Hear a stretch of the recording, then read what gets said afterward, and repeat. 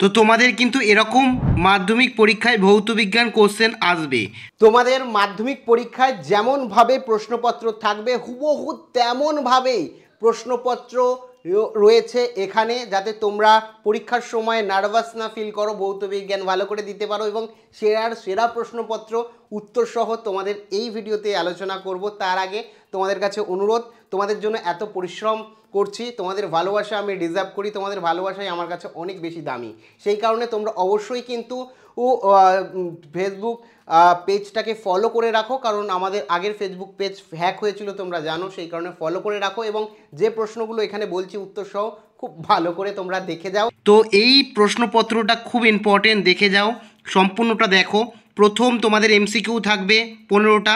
প্রথম যে এমসিকিউটা তোমরা এখানে দেখতে পাচ্ছ, সূর্যের অতিবেগুনি রশ্মি বায়ুমণ্ডলের যে কোন স্তরে? এ অপশান এ হয়ে যাবে সঠিক অ্যান্সার, ওজোন স্তর। ঠিক আছে। তারপরে 1-2, 303 ডিগ্রি কেলভিন উষ্ণতায় সেন্টিগ্রেড স্কেলে কত হবে? একদম ইজি, এটা বুঝতেই পারছো, অপশান এ হয়ে যাবে এটা 30 ডিগ্রি।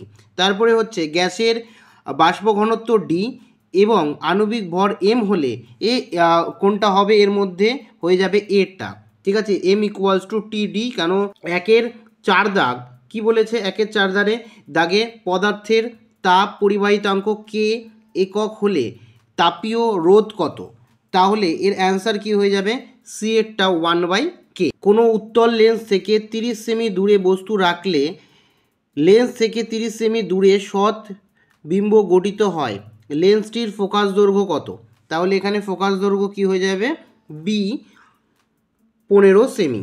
তারপরে নিচের কোন বর্ণের আলোর বিক্ষেপণ সবথেকে কম? নিচের কোন বর্ণের আলোর বিক্ষেপণ সবথেকে কম? বিক্ষেপণ কম কোনটা? আর এখানে সি হচ্ছে নীল বর্ণের। তারপরে 7 দাগ কি বলেছে?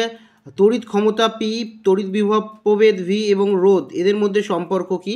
হয়ে যাবে P equals to V square by R, option C right answer. তারপরে এখানে 1-8 দাগে কি হচ্ছে? ডায়নামো জেনারেটর যে মূল নীতিতে কাজ করে তা হলো, অপশান সি কি হয়ে যাচ্ছে? চুম্বকীয় আবেশ, তড়িৎ চুম্বকীয় আবেশের জন্যই ঘটে, তাহলে অপশান সি হয়ে যাবে সঠিক অ্যান্সার। 1-9 দাগ নিম্নলিখিত কোন রশ্মির ভেদন ক্ষমতা সব থেকে বেশি? 1-9 কি হয়ে যাবে? সি এরটা, সি হচ্ছে কি হচ্ছে? গামা রশ্মির ভেদন ক্ষমতা সব থেকে বেশি। তারপরে 1-10 দাগ চতুর্থ পর্যায়ে সন্ধিগত মৌলের সংখ্যা, চতুর্থ পর্যায়ে সন্ধিগত মৌলের সংখ্যা কত? কি হয়ে যাবে? এখানে 10টি, অপশান ডি হচ্ছে সঠিক অ্যান্সার। তারপরে এখানে তোমার হচ্ছে 11টা কি বলে দিয়েছে? কোনটি সমজাতীয় যৌগ? এখানে কোনটি সমজাতীয় যৌগ? ও এখানে CL4। ঠিক আছে। তারপরে 1-12 দাগে কি রয়েছে? নিচের কোনটি অজৈব মৃদু তড়িৎ বিশ্লেষ্য? তাহলে এটা কি হয়ে যাবে? এরটা। তারপরে 1-13 দাগ নিচের কোনটি ক্রিপ যন্ত্র প্রস্তুত করা হয়? তাহলে এটা কি হয়ে যাবে? এটা হয়ে যাবে হচ্ছে এরটা। ঠিক আছে। তারপরে 1-14 দাগ কী হবে? সোডিয়াম ধাতু নিষ্কাশনে ব্যবহৃত করা হয়, কি হয়ে যাচ্ছে? এখানে ক্ষয়েরটা। এবং তারপরে এখানে তোমার হচ্ছে তড়িৎ বিজারণ পদ্ধতিতে কোনটি অসম্পৃক্ত হাইড্রোকার্বন নয় বলেছে? তো কোনটি অসম্পৃক্ত হাইড্রোকার্বন নয়? C3H6। তারপরে একদম এখানে গেলে তোমরা খ বিভাগ পেয়ে যাবে, যেখানে কিন্তু তোমাদের এর পরিষ্কারভাবে 1 নম্বরের কোশ্চেন লিখতে হবে। বায়োগ্যাস প্লান্টের যে ব্যাকটেরিয়ার বায়োমাসকে মিথেন গ্যাসে বিয়োজিত করে তাদেরকে কি বলা হয়? তাদেরকে মিথোজনিক ব্যাকটেরিয়া বলা হয়। অথবা দেওয়া রয়েছে পুনর্নিবরণযুক্ত শক্তি বলতে কি বোঝো? এখানে কি হচ্ছে? যে শক্তি মানে কোনোদিনও শেষ হবে না, অফুরন্ত শক্তি তোমরা বলতে পারো। তারপরে বায়ুমণ্ডলের কোন স্তরে মেরুজ্যোতি দেখা যায়? এটা সবাই জানো, আয়নোস্ফিয়ার। তারপরে এখানে একটা বিবৃতি দিয়েছে, নিচের বিবৃতিটি সত্য না মিথ্যে? একই চাপ ও উষ্ণতায় সব গ্যাসের আয়তন একই হবে। তাহলে এটা বলো, একই চাপ ও উষ্ণতায় সব গ্যাসের মোলার আয়তন একই হবে? এটা অবশ্যই ট্রু সত্য। তারপরে 2-4 কোন শর্তে বাস্তব গ্যাস আদর্শ গ্যাসের মতো আচরণ করবে? উচ্চ উষ্ণতায় এবং নিম্ন চাপে কি হচ্ছে আদর্শ গ্যাস বাস্তব গ্যাসের মতো মানে বাস্তব গ্যাস আদর্শ গ্যাসের মতো আচরণ করবে। তারপর তরলের 2 প্রকার প্রসারণ গুণাঙ্কের মধ্যে কোনটি তরলের মৌলিক ধর্ম? তো এখানে প্রকৃত প্রসারণ গুণাঙ্ক, ঠিক আছে। তারপরে এখানে পরবর্তী অথবা দিয়ে দিয়েছে আদর্শ ও আদর্শ পরিবাহিতাঙ্ক অসীম, সেটা সত্য না মিথ্যে? অবশ্যই সত্য। পরবর্তী অংশে যাওয়ার আগে তোমাদের প্রত্যেকের কাছে অনুরোধ, যদি ভিডিওটি উপকারমূলক মনে হয়ে থাকে অবশ্যই একটি লাইক দিও, এবং তোমরা অবশ্যই ফলো করে ফেলেছো, যারা ফলো করোনি অবশ্যই ফলো করে দিও, সাবস্ক্রাইব করে দিও। সাথে তোমাদের প্রত্যেককে অনুরোধ করব, ও যারা মাধ্যমিক দিচ্ছে তাদেরকে ভিডিওটা অবশ্যই শেয়ার করো, তাদেরও কাজে আসবে। কারণ শিক্ষা বিতরণ করলে শিক্ষা কমে না, বরং বাড়ে। তোমাদের পরীক্ষা সেক্ষেত্রে আরও ভালো হবে। আর সাথে তোমাদের প্রত্যেককে বলবো, ভিডিওটি ফেসবুকে দেখছো, তার মানে ফেসবুকে বা তোমরা ইউটিউবে দেখলে অবশ্যই এটাকে শেয়ার করো। তারপরে এখানে কি দিয়েছে, অবতল লেন্স সর্বদা একটি বস্তুর কি ধরনের প্রতিবিম্ব গঠন করে? অসৎ প্রতিবিম্ব। তারপরে কোন ক্ষেত্রে লেন্সের সূত্র প্রযোজ্য হয় না? কোন ক্ষেত্রে? লম্ব আপাতন্ত হলে তখন হয় না। তারপরে রোধাঙ্কের এসআই পদ্ধতি, রোধাঙ্কের এসআই একক কি?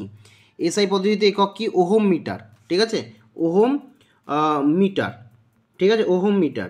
তারপরে এখানে তোমাদের হচ্ছে 2-9 দাগ, 2-9 দাগের হচ্ছে দুটি 10 ওহম রোধকে সমান্তরাল সমবায়ে যুক্ত করলে তুল্য রোধ কত হবে? 5 ওহম। দেখেই বোঝা যাচ্ছে, কারণ 1/10 প্লাস 1/10কে যদি আমরা করি তাহলে 1/5 আসবে, তার মানে 5 হয়ে যাবে কি সঠিক অ্যান্সার। তাহলে 5 হয়ে যাবে কি তুল্য রোধ। কোনো তেজস্ক্রিয় পরমাণু থেকে কোন তেজস্ক্রিয় রশ্মি পরমাণুর সংখ্যা অপরিবর্তিত থাকে? এটা বিটা রশ্মি, ঠিক আছে। বিটা রশ্মি তেজস্ক্রিয়তার এসআই একক বেকারেল, তোমরা প্রত্যেকে জানো এটা।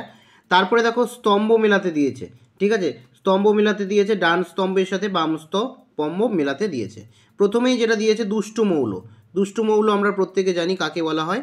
হাইড্রোজেনকে দুষ্টু মৌল বলা হয়। তারপরে বলেছে তীব্র তড়িৎ ঋণাত্মক মৌল। বলো তীব্র তড়িৎ ঋণাত্মক মৌল কি হয়ে যাবে এখানে? ডিএটটা ফ্লুরিন। তারপরে বলেছে যে আকরিকের মধ্যে আয়রন ও কপার উভয়ই বর্তমান, তাকে কি বলা হয়? তাকে বলা হয় হচ্ছে এখানে এটা কি হয়ে যাবে? এ হয়ে যাবে, চ্যালপোপাইরিক, ঠিক আছে। তারপরে এখানে জার্মান সিলভার রাসায়নিক সংযুক্তি হলো, এটা তো বি হবে, তোমরা বুঝতেই পারছো, পড়ে রয়েছে যেটা।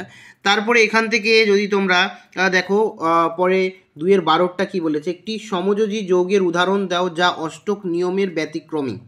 তাহলে একটি সমযোজী যৌগ যে অষ্টক নিয়মের ব্যতিক্রমী BCl3, ঠিক আছে, BCl3 হয়ে যাবে, এটা সঠিক অ্যান্সার। তারপরে রয়েছে পরের কোশ্চেন হচ্ছে রূপো ওপর সোনার প্রলেপ দিলে তড়িৎ বিশ্লেষ্য রূপে কি ব্যবহার করা হয়? রূপোর ওপর যদি সোনার প্রলেপ দেওয়া হয় তড়িৎ বিশ্লেষ্য হিসাবে কি ব্যবহার করা হয়? তো পটাশিয়াম আরও সাইনাইড ব্যবহার করা হয়, ঠিক আছে।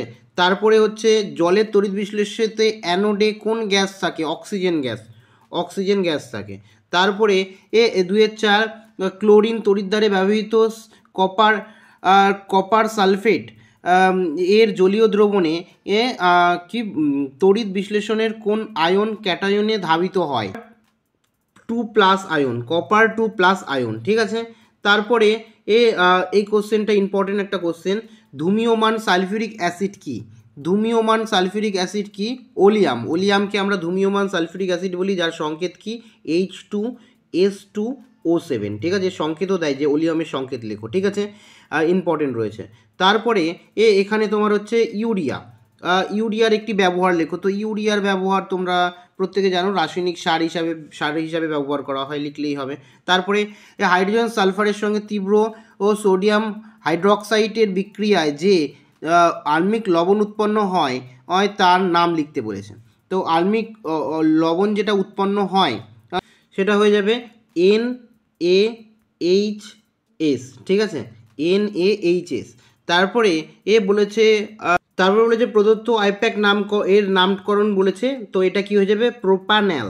তারপরে নোয়িক অ্যাসিড এবং অ্যাসিটোনের উপস্থিতিতে কার্যকরী মূলকের সংকেত লিখতে বলেছে। তো কার্যকরী মূলকের সংকেত কি হবে? তোমার হচ্ছে COOH, তোমার বাস কিটন CH, এটা এই দুটো, এটা তোমার হচ্ছে সংকেত হবে। তারপরে এখানে যদি দেখো, এখানে গ বিভাগ দিয়েছে, এখান থেকে তোমাদের ওজোন স্তরে CFCর ভূমিকা, তারপরে এখানে অন্যান্য কোশ্চেন, এই যে এখানে এইটা হচ্ছে তোমার অঙ্কের গ্যাসের ধর্ম থেকে দিয়েছে। তারপরে এখানে এই কোশ্চেনটা, ঠিক আছে, এই কোশ্চেনগুলো কিন্তু খুব ইম্পর্টেন্ট, এর মোটামুটি দেখে যাবে, এই সেটটাই পুরোপুরি ইম্পর্টেন্ট। তারপরে এখানে বাদবাকি কোশ্চেনগুলো আমি স্ক্রিনে রাখছি, এগুলো একবার তোমরা চোখ বুলিয়ে যেও, খুব ইম্পর্টেন্ট কিন্তু। যেমন চার্লস ও বয়েলের তোমার হচ্ছে সংযোগ সূত্র, ঠিক আছে, খুব ইম্পর্টেন্ট, অথবা দিয়ে যেটা দেওয়া রয়েছে, দৈর্ঘ্য প্রসারণ গুণাঙ্ক, ঠিক আছে। তারপর আলোর রশ্মি প্রিজমের মধ্যে দিয়ে এই যে এটা delta equals to I1 I2 - A, খুব ইম্পর্টেন্ট, ঠিক আছে।